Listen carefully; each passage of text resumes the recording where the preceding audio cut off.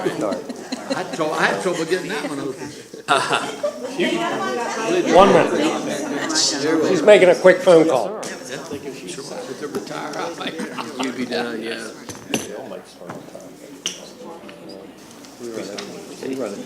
Oh, there you go. You're absolutely right. Brad Get him? When you're right, you're right. He doesn't. Middle school, and he went to the high school, and now he looked at the email and realized he was here.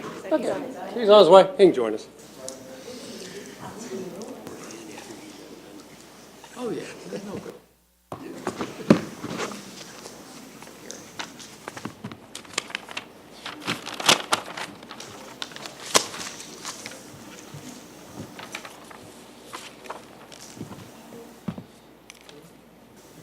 You just take that anytime.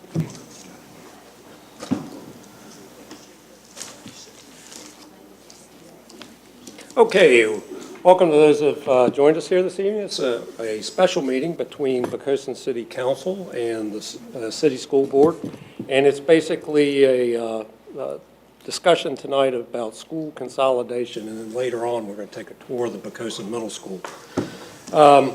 This was something that's been brewing for a long time, so I'm going to kind of kick this off, and then I'm going to, the plan of the evening is I'm going to just say an opening few words. Steve's going to follow that up, and then we're going to turn it over to our staff. What I'm asking for here tonight is a blank slate. What I'm asking for is for you to clear your minds of other conversations that have gone on about school consolidation and about the like.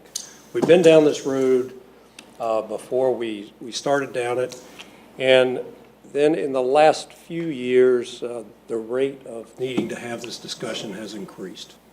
I'll tell you that when I was a councilman, before I was mayor, I started seeing a trend in Poquoson schools. And it started out with, I think the first year I noticed it was 10 students. It's like, wow, we're not growing. Then it was minus 20, then it was minus 40, then it was minus 60 at one time, and then it's equaled out to about a loss of a classroom a year for the last 10 years. So we've been watching this trend for a long time, and I think it's time that we sat down and had an honest conversation about it.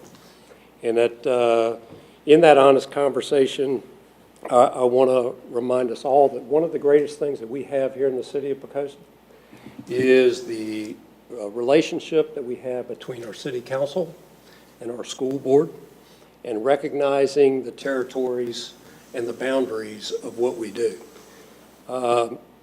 Really tonight and the next couple months are probably going to challenge that a little bit, but we want to have a hard discussion. So this is the start of a process, and there's two high goals in my mind.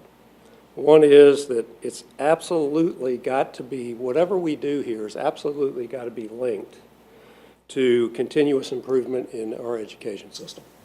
Okay, I'm not looking to just combine schools. I'm not looking to do anything. I'm looking for continuous improvement. And there's four factors that I think that we've got to think about. One is what I opened with, the trend, the decades-old trend now, as I want to call it, in enrollment. And I want to make it clear, right from the very get-go, that when we talk about this, and we talked to the University of Virginia about their demographics, I want to make sure that it's absolutely clear to everybody that when we talk about these things, that we have already had the conversation of, well, what about legacy? Or what about this other development? At City Council, we have had those discussions, and we know that that trend, while it might slow, won't stop. Simply speaking, we're talking about demographics, not about housing stock. It's really a talk about demographics. What I've also seen in the last 5 to 10 years, I won't say it's as long as the trend, but it's a decline in support for the schools, primarily at the state level. But basically, y'all seen the challenges that you've had to live with as a school board. We've met your demands as a council. Our rate has gone up. But the question that you've got to ask yourself is the money being spent on programming or is it being spent on overhead? And so one of those things that you got to think about is that very question. Finally, I'll tell you that our capital improvements plan, City Council, we actually deferred a discussion on our capital improvements plan this year. It was full. There's $4 million worth of school improvements on the current capital improvements plan. There's $10 million of city needs. And in those, outside of those numbers is any discussion of the middle school. So I'm talking about base things like there's a roof at the high school. There's a couple roofs. There's a couple air conditioning things outside of the main scope that we've been talking about recently. There's those. And then last but not least, and we see this on the city side, one of the main reasons that I've been trying to grow the city is not necessarily to solve the schools problem, but to solve our pay problem. And I know that within the school system, you actually have probably a degraded pay scale for your best and best teachers. So those are the four factors that I bring in here. So with that said, what I want to do is we want to begin the process. And first is during a time of continued budgetary constraints and the continuing decline in student enrollment, does it make sense to consolidate Poquoson's 4 schools into 3 and for us to reinvest a majority, if not all, of those operating cost savings into the school division, its teachers and its academic programs? Second, and that's really a question that the school board is going to take on in earnest. Second, assuming that the answer to the consolidation question is yes, and I'm not saying that it is, that which school would we take out of service? Now, we're going to hear some background tonight about what schools we looked at in 2012. It's 2017. Some things may have fundamentally changed. What I am not interested in doing is standing up another study committee. What I'm interested in doing is solving this between the 2 boards, yes, no, positive, negative, and moving forward. And I want to do this in fairly short order by governmental standards. And we're not the federal government, okay?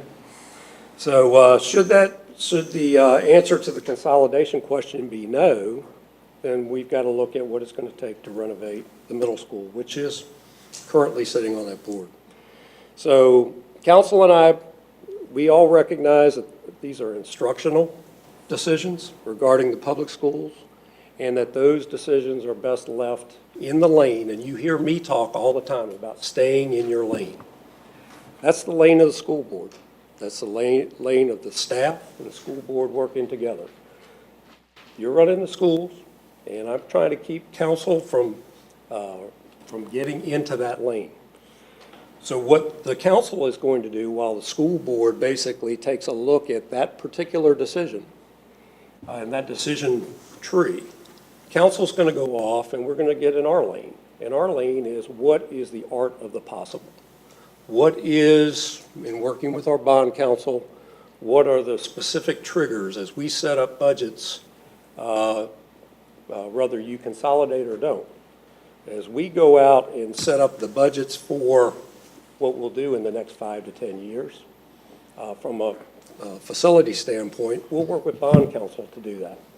And once we know the answer to that, then we'll be able to take on our own capital improvements plan. But there's just so many moving parts of the capital improvements plan that I just don't feel comfortable in getting to that until we know that. So it's my hope, timeline-wise, it's my hope that we're going to get there, we're going to get through all of this exercise in this year, before December. There's check marks along the way. But my goal is to come up with a decision, and it's not going to be a discussion across the entire school year. It's going to be a discussion that is something that I would ask school board to consider strongly at the end of October for a decision. And for us to have this wrapped up preferably by December 1st, but I'll take December 31st, right? So it's not a rush to judgment, but it's not a exercise that's going to take months. And as we begin this, I will tell you once again that I think what's the greatest thing is that we're all here having this conversation together. Though I've wanted to have this for a long time, I'm thinking that the time is right. And the time is right for the future of what we're going to do as a city, probably setting the standard for the next 20 years, a generation of students. But I will tell you that we can't make decisions for the next 20 generations of students, right? Because we don't know how the demographics might change. So that's why we're here tonight. That's basically the tools, the lanes, and the things that I want to have discussed amongst the two boards. And I know that city manager and school superintendent, both Randy and Jennifer, are going to talk to us about what they've done thus far down this path. And Steve, have you got any opening comments? I do, Mayor. Thank you so much. And on behalf of the school board, I want to thank the mayor, the vice mayor, council members, city manager, and staff for the amazing relationship that we have. And I believe the relationship that we have with the Poquoson City Council and Poquoson School Board could be the model for all school divisions. So I'm excited to be here having this conversation. And the mayor's done a great job of outlining the work that needs to be done over the next several months. And as we consider this, it might be the most important work that we as school board members have ever accomplished on our term on the school board. And I just want to tell you, I have the good fortune of traveling a little bit around Virginia. And when I relate my relationship to the Poquoson School Board, I often hear folks talk about the incredible reputation of our schools. And it's widely known that we care about our children's education and promote our students to have a life of significance. With that being said, I continue to worry about our ability to produce the high results that we have, given the millions of dollars that we have cut from our budgets over the last several years. And we're all aware of the steady decline in instructional funding at the state level. And now, after it used to be, there were state dollars available for construction. There is no money available for school construction. And Mayor, Council, we're thankful that the city has proactively funded our schools and made up for funding declines, but we know we need to do something about this. As a complement to the incredible quality of life in Poquoson, residents who used to have children here have grown up, don't leave our community, but they still contribute at a very high level in our community. So it's that we have a decline in enrollment, but I believe it's a good problem because we have an incredible community. You'll hear from the superintendent tonight about the projected continuation of student population decline, even considering other development initiatives that have begun in our community. And we're thankful for past committees who've paved the way with work to consider many of the options to tackle this issue, but we do realize that it's a different day than a few years ago, but some of those tenets that they put out before us will be very helpful to us. In Dr. Parrish's presentation tonight, she's going to talk about and set the stage with information that will help us with these considerations. And I'm thankful that the city is prepared to begin work in its lane, and we're prepared to begin work in our lane together. And the city talking about the financial considerations. And I do believe our board has prepared itself over the last few years so that we'll be ready to make the best decision possible for the long-term benefit of our community. Knowing this group of school board members, we look forward to presenting our recommendation to you, hopefully no later than November, so that we can move this forward for the good of the community. On behalf of the school board, mayor, vice mayor, and city council, we appreciate our open and congenial relationship for the good of the entire city of Poquoson. And I'd like to turn it over, unless you have anything else, to Dr. Parrish. No, I'm good. Thank you. Thank you. Well, good evening. It's certainly a pleasure being here with you this evening. What you're going to actually see are almost three separate presentations within this one presentation. So first, what I'm going to do is provide you the information about the work that the School Consolidation Committee did in 2011 to 2012, and then some information about the facility study that the school board at that time contracted for in 2012 to 2013. on the middle school, and then finally some information about where we are now, because I know that we have new school board members and new council members who weren't present when these presentations were done at previous joint meetings. So with that said, I'm going to go ahead and move forward and first talk a little bit about the Consolidation Committee. So know that the Consolidation Committee members were selected from throughout the Poquoson community and schools. So we had community members, we had parents, we had employees, and we even had representation from city staff. They met 4 times, fairly lengthy meetings during the course of that year, and as part of those meetings, we did tours of all 4 of the schools so that the committee members, some who didn't have children in the schools at that time, could see them. As we worked through it, staff provided research and answered all committee questions. Oftentimes at one meeting, we get a series of questions from committee members and bring that research back to them at the following meeting. So it really was an ongoing process. All of our discussions were open, and we did seek community input. We did receive it from the community in a variety of ways, and also our committee members, because they represented different aspects of the community, received input throughout the course of that year.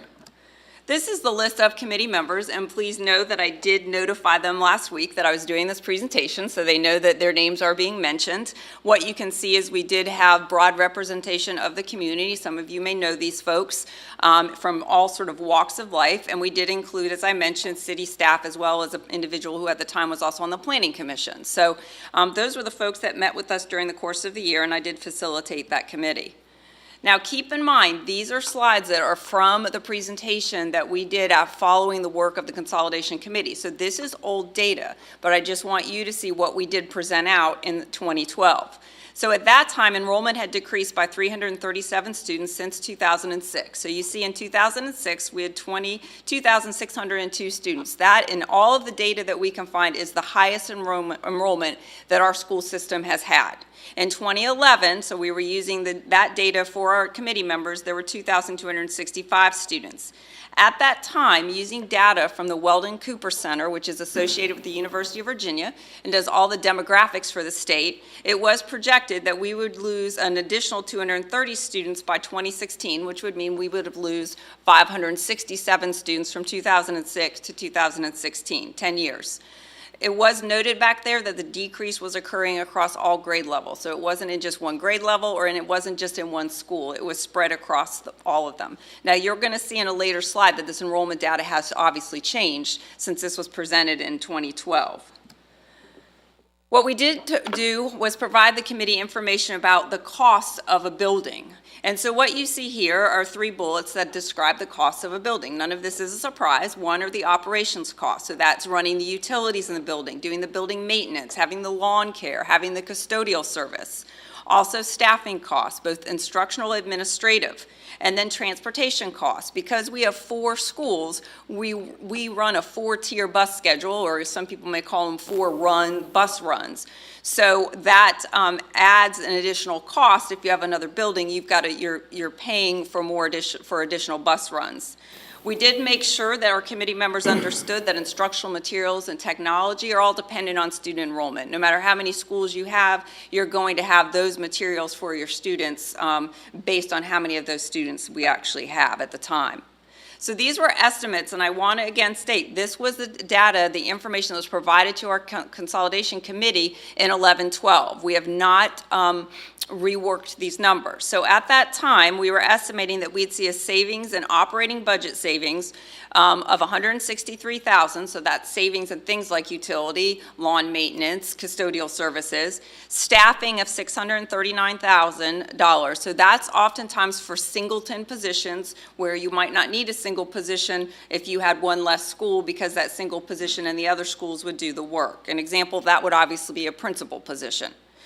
Transportation, we'd see a savings of $30,000 because you'd have one less tier of buses running. However, it's noted there that we would need additional buses because we'd still have the same number of students, so we'd have to have more buses running during each time. So there'd be an initial infusion of capital cost need for that, but then once that was done, you would see a decrease in the operational costs.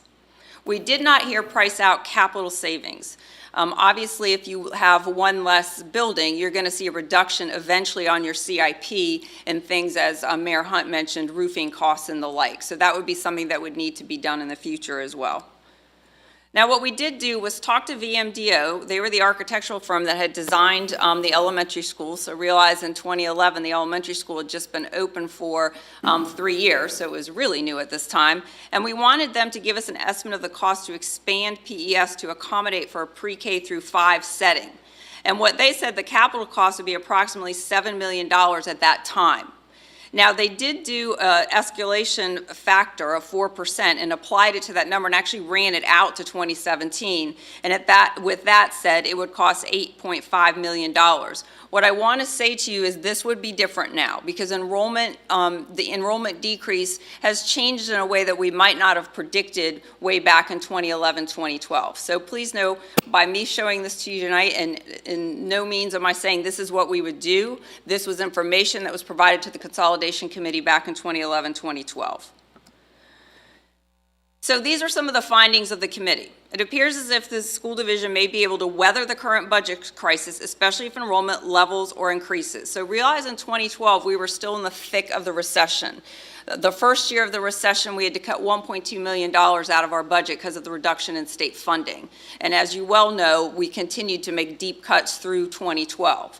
So at this point, it looked like maybe the worst of the cuts had been behind us and we could weather it. And the hope was, well, maybe the enrollment levels will level out sometime soon or maybe eventually increase. Perhaps the projections from the Cooper Center were in fact not accurate.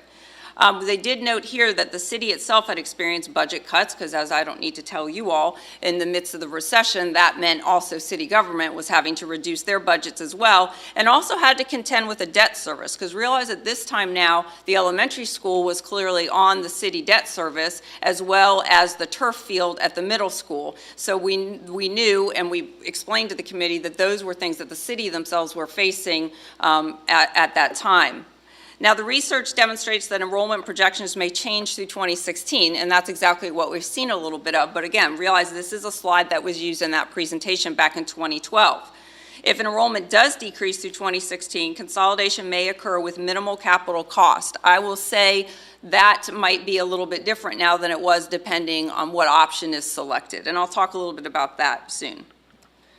So based on the information that the committee received, PCPS should not consolidate schools now. That was the finding or the conclusion made by the committee.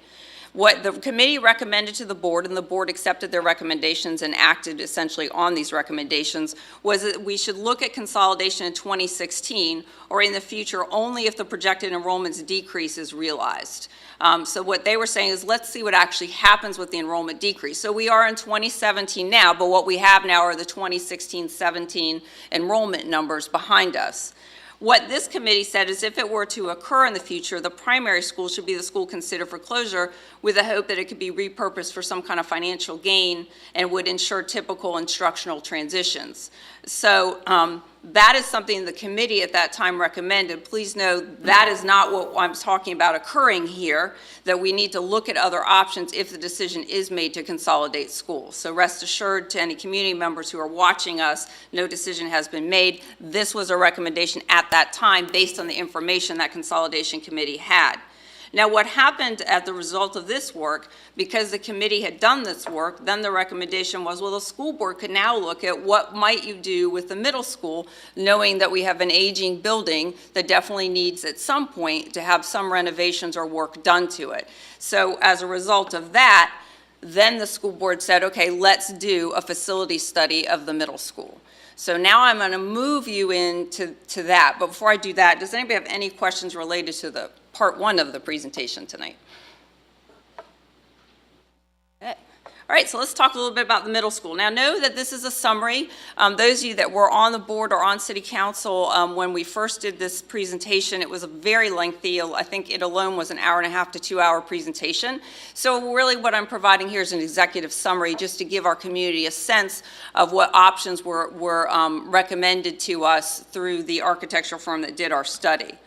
So in August of 2012, again, shortly after the consolidation committee had finished its work, the school board determined an architectural and engineering study was needed. We needed experts in that building to talk to us about what the issues were in that building. So an RFP was put out, and Waller, Todd, and Sadler Architects were hired to do the study. They completed that study in May of 2013. So these are what the objectives of the study were. We wanted an objective assessment of the existing physical conditions of the school, and we meant all of the conditions, whether it was systems, whether it was walls and roofing, all of that. And we wanted them to give a good assessment of it.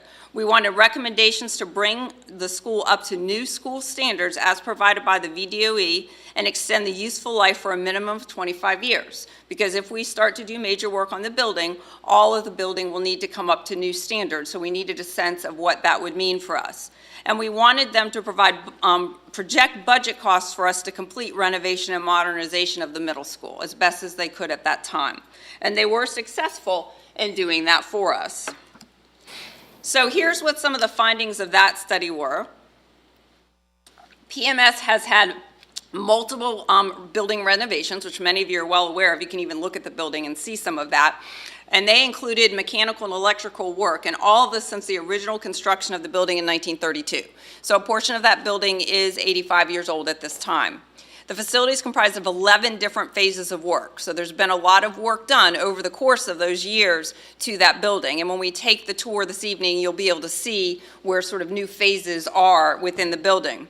The facility is served by multiple HVAC systems and 3 electrical services fed through 2 transformers. Much of the building structure and major systems are outdated and have outlived their life expectancy. I do want to say here that actually prior to this study, we took City Council at the time, which several of you council members were on the council, so I thank you once again, for a tour of the middle school because we were very concerned about the boiler and chiller in that middle school. They were well past their life expectancy, and we had experts telling us that they were on their last legs. So council, even in the midst of the recession, was able to find the funding so we could get a new boiler and chiller in that room. So we did update at least one system in the last 10 years.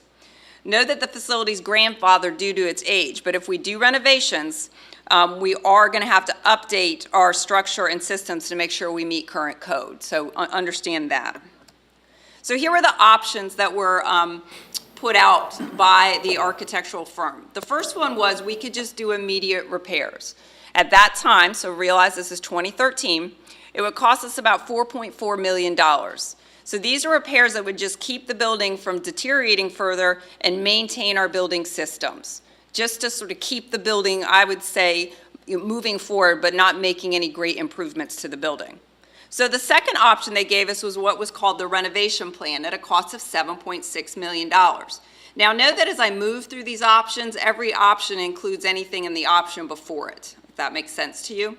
So what the renovation plan says is that they would repair and update the building, so we'd refresh it and replace some portions of the building systems. And a good example of that is we would need to install elevators. Those of you that have been in the building know we have actually 2 second floors, and we'll show that to you today. You can't access the whole, it's not one big second floor. You actually have to go up one set of stairs to get to it in one part of the building and another set in another part of the building, so we'd actually would have to put 2 elevators in at that time. These are some examples of what would occur in terms of the repairs and updates. Paint all the walls, replace doors, repair masonry, address some HVAC issues, update plumbing and electrical. An example of that would be replacing the electrical panel boards. So there is much greater detail with this, from this study. It's a rather thick book. So remember, I'm just trying to give you some examples of what were included in these options, just so you have a sense of the difference between the different options and some of the issues that we have in the middle school. Now, what they did is they added an option 2A and attached it to the renovation plan. So this would be an addition of $2 million.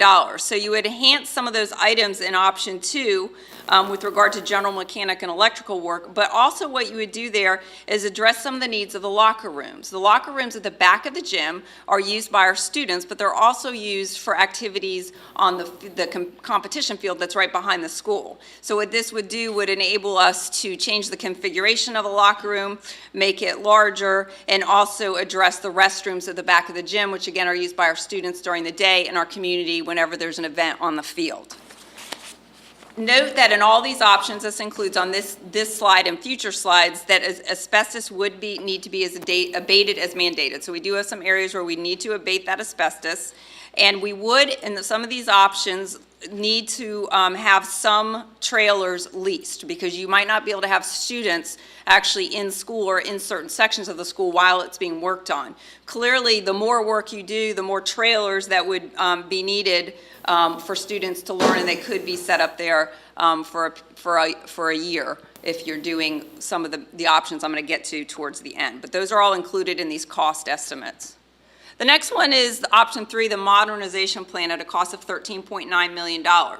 So it addresses everything I've mentioned before, and it does means that all aspects of the building, to include replacing finishes and the building systems, would be addressed in this modernization plan. So, for example, we'd be replacing windows around the front entrance. We were replacing the surround around that. If you look at that front entrance, you see there's some cracks around that. We'd redesign the gym access. You'll see tonight that you have to walk through the cafeteria to get to the gym. So if you have students eating lunch in a class change, you may have students moving through that cafeteria to get there. So it would give us another access into the gym. It would also update the auditorium. This isn't building a new one, and that's not in this modernization plan for $13.9 million, but it would be updating some of the systems in there, which you'll see tonight. And also it would mean that we would do some work in the media center that would actually enable us to break up some groups into small groups.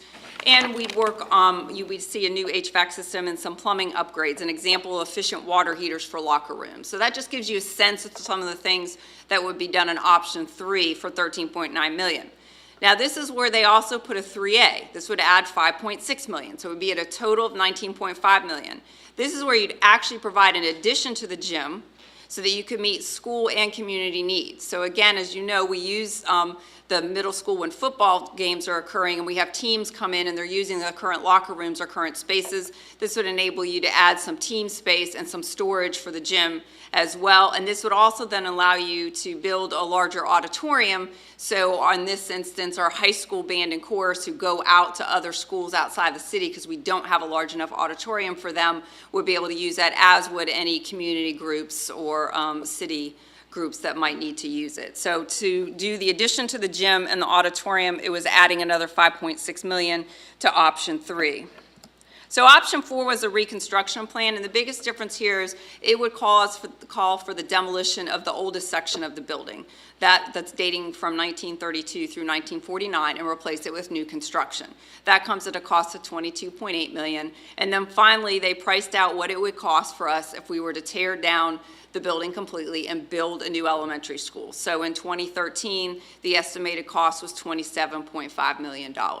So those were the 5 recommendations that were made as a result of facility study, and they provide us lots of details and specifics about the different systems and parts of the building that definitely need to be addressed. So the school board, after seeing this and talking with City Council, because we presented the thorough plan to City Council, the decision at that time was we were still in the midst of the budget crisis, so we couldn't address this now. And also, let's wait to see if we do need to consolidate it sometime, because that might impact what we would do at the middle school. So that's why on the CIP for both the school division and the city as a whole, it's just been sort of a line there, PMS middle school project, without capturing an actual dollar amount until the decision is made as to what we'll do. Any questions on that before I move to part 3? No, you're doing a great job. Thank you. So let's talk about now. First of all, let's talk about enrollment. So this is where you're going to see some differences from what you saw in the enrollment that was provided to the Consolidation Committee. And know that we can get this presentation out to all of you after this meeting, so if you don't have to worry about writing all this down. But our enrollment as of September 30th of last year is decreased by 522 students. Know that that includes preschool, because we have to have rooms for preschool, although we don't receive state ADM funding for preschool, but they are counted in our complete enrollment count. So again, you see here in 2006, they had 2,602 students, and then last September, we had 2,080 students. Now, when we did budgeting for this year, we again used data from the Weldon Cooper Center, and we do now do registration for kindergarten in February to try and get a better sense of how many kindergartners we're going to get. It's hard still to nail it down because we know we don't get everybody, but we projected the enrollment to be 2072. So that would be a loss of a total of 530 students since 2006. So it's a little bit less than what was projected. Remember, the Weldon Cooper Center projected 567 when we were providing information to the Consolidation Committee, but 530 students is still a lot of students. Not quite 567, but pretty close to it. Now, I will tell you that the Cooper Center is predicting finally that we would see an increase of students through 2021, 22, so it's a ways off. They're projecting 94 students. That does not include preschool or pre-K, okay? So there is some hope that we might actually stop losing students soon. Let me talk to you about school capacity, because this is important when we look at this issue of consolidation. What you see in the first column are the school capacity numbers per VDOE's formula. This is taking the number of students that we have and the number of classrooms in a building. So by dividing it out that way, your capacity is bigger than what I'm going to talk about next when we talk about functional capacity. So you see here in that column, the primary school using that formula has a capacity of 644 students, elementary 748, middle 604, and the high school 1137. The functional capacity is really the realistic capacity. So that's using a formula based on the National Center of Educational Statistics. And what that takes into account is programs that you have to run. We have to provide services for students with disabilities. And sometimes those services are done in pull-out or as pull-out. So they need a separate classroom. So it may only be a handful of students, but it's taking up a classroom that has to be used for that purpose. We also do that with our gifted program, our TAG program as we call it. We're pulling students out of classrooms and serving them in another classroom, but that's not taken into account when you use the VDOE formula. And finally, also what we have now is we have to have some hardwired labs, because as you may know, all of our SOL testing is online. So while we do some of that with laptops, we still need the assurance of having some hardwired. I'm sure some of you have had the experience of wireless not working as well as hardwire, and when we're talking about tests that our students have to pass to graduate, we've got to make sure that they're running appropriately. So what you see using the functional capacity formula is the capacity drops. So at the primary school, 546, at the elementary school, 591, at the middle, 588, at the high school, 1,023.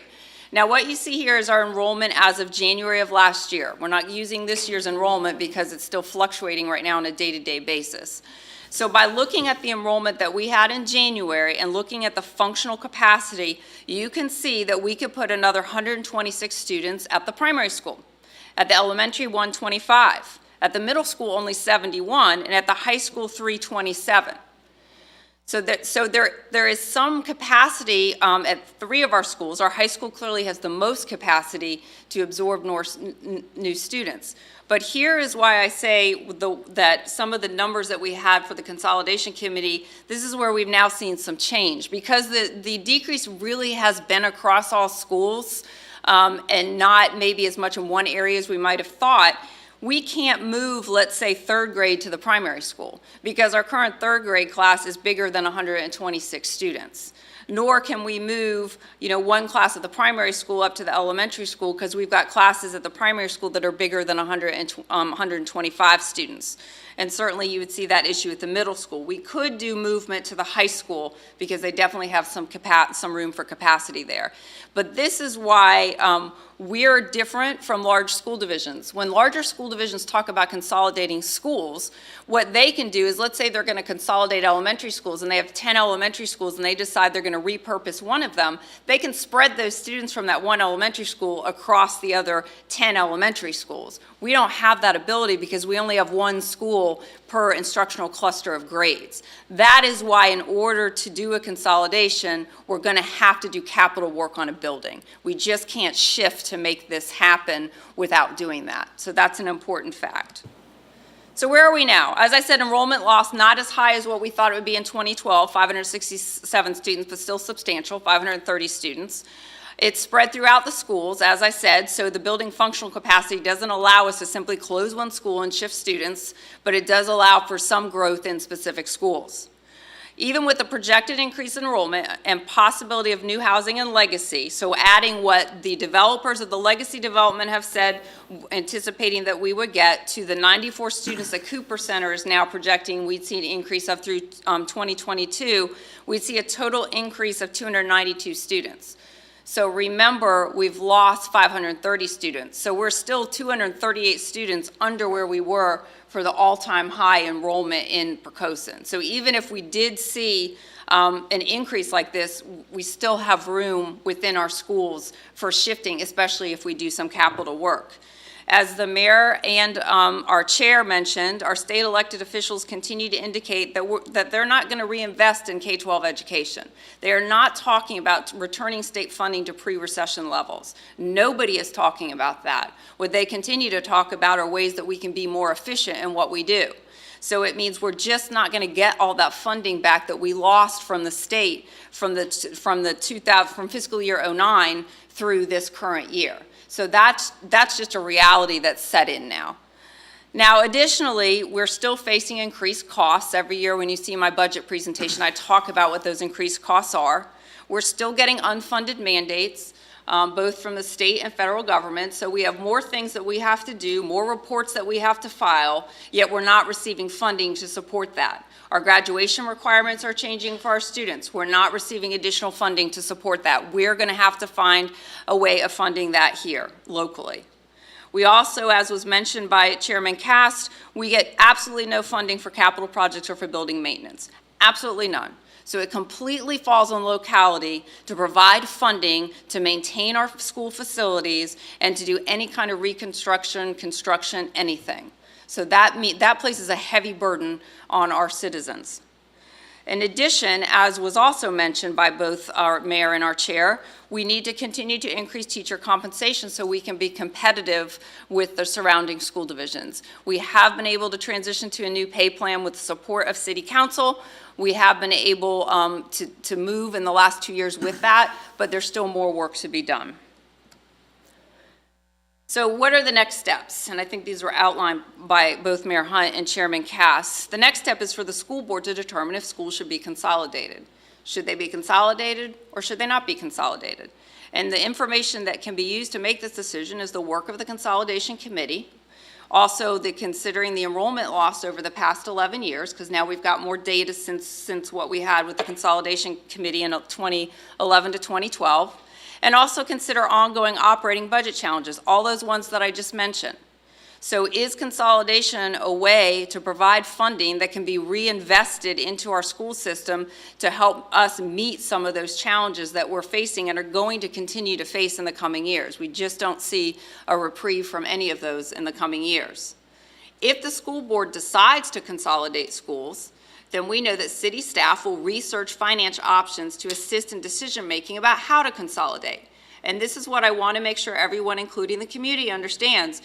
If we consolidate schools, we still don't know what we would do. We still don't know which school we would repurpose for other uses. So I want to make sure that's clear. While the consolidation committee had a recommendation at the time, we've got a lot more data, and the consolidation committee members would agree. I've actually already spoken to one who's talked to me about the other option that's on the table, which he agrees makes some sense. So I want you to know they understand that things have changed as well.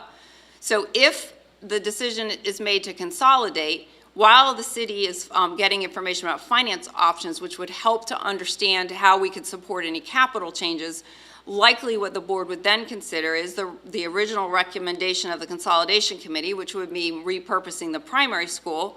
But the other option that could be considered, which ties a little bit into what we had our architects look at the elementary school, is adding capacity to the elementary school and repurposing the middle school for community and athletic use, because it is being used for that to some degree now in addition to schooling. So that would look different than it would look if we were repurposing the primary school. How the grades would shift between those schools would be a decision that would also need to be made at that time, and those that would benefit our students instructionally. But what we would need to do now is research has to be done so we can determine the cost estimate of those capital costs. Part of that will be supported through the city's work in looking at finance offices, as well as operating budget savings for this option. And we need to go back and look at the operating savings for the other option as well, because those were calculated quite a while ago. And as I've said, we've had new unfunded mandates since then, so that may impact the savings that we could have if we were to repurpose the primary school. And that concludes my presentation. Any questions? No, very good. Anybody got any questions? All right, the only thing I'll add is that we're going to do that in parallel. We're not going to wait for you to make a decision. We're going to go off and figure out money right now. Okay, so go ahead, Randy. Thanks, Mr. Mayor. All of you have hit on it in some way, so I'm just going to fill in your working outline already. We have been working with our financial advisors since May to answer questions as it relates to the entirety of the CIP. It relates to this, what you're speaking about tonight, but this is just an important aspect in a larger plan. As the mayor indicated, well, I'll come back to that, but not counting what we've spoken about in the last half hour, there are $14 million more or less of recommended projects to be locally funded, either debt or pay-as-you-go cash, over the balance of the 4 years of the 5-year recommended CIP. We're in that first year now, so we're really talking about FY19 through 22. So we've been working with the financial advisors to say, given our current debt profile, what type of debt, I'm not saying whether or not to take on debt is a city council question, but what level of debt could we take on within the city's adopted fiscal management guidelines?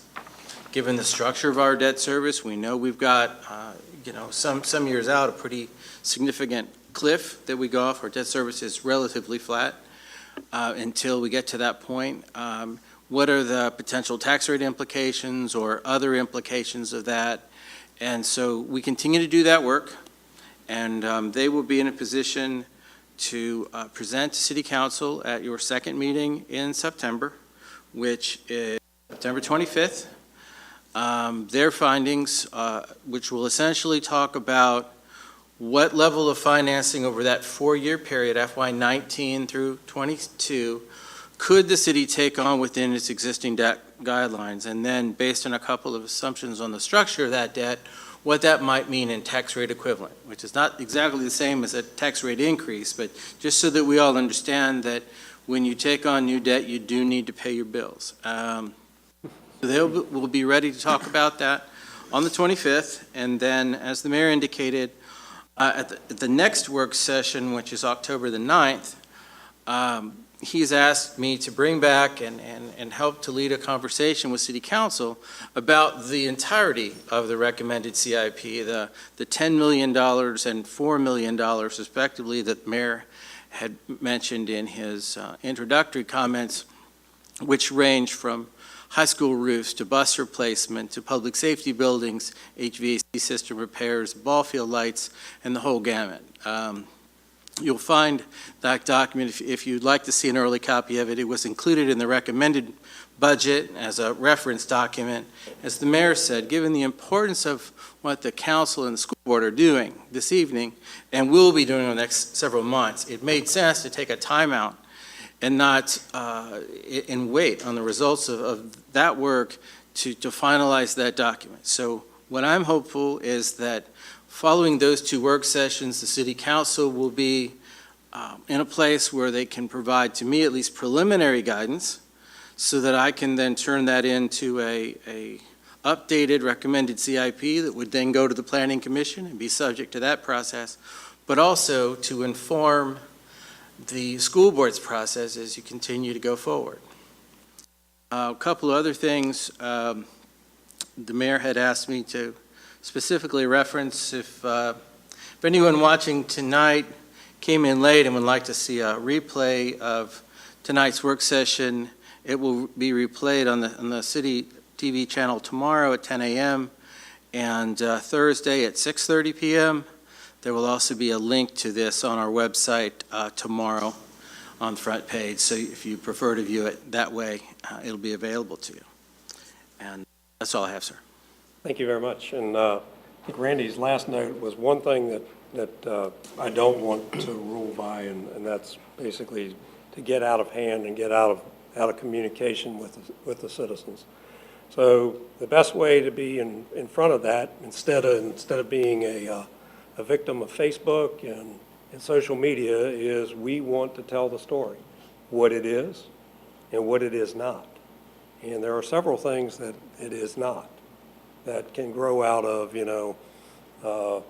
we're going to talk about school consolidation, and they're going to build legacy, right? And that's why we're so forward talking about what we've considered and what we haven't considered. Plus, it will make our jobs more difficult. And once we start getting feelings in this, we'll lose the focus. The focus is, and I'll bring us back to the couple goals that I talked about. I am after changing the face of Poquoson schools for the better.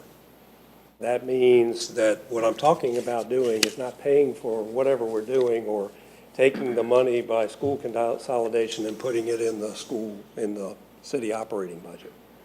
That's kind of a state thing to do, right? So what we're saying is we want to take the savings and put it in operations. I want to see the priorities come back to our programs in the schools. Okay, I want to see it come back to the people that teach our schools. So I want to see our programming restored and not just spending money on overhead. If that is the right thing to do and we can achieve it. That is my goal. So I want you to always keep that in mind as we move forward. Okay, what are the goals and what are not the goals? So that we can all be on the same page when we're talking inevitably to our citizens out there in public. What is it that we're doing? And that's why I ask first and foremost that the best tool you can bring here tonight is an open mind to take all of the information, go back through it again before you start down your decision-making process. That's a lot of information and I wasn't looking for a lot of discussion. What I'm looking for tonight is an introduction of what we're going to do for the next several months. So that's all I've got. Steve, you got anything? Well said. Okay. So any questions at a high level? I do have a question. We talked about the facility study and the cost of the 5 plans. Does anybody know what the cost to build the elementary school was? It was in 2009, you said? Just kind of in comparison with the I other think it may have numbers. totaled about 18.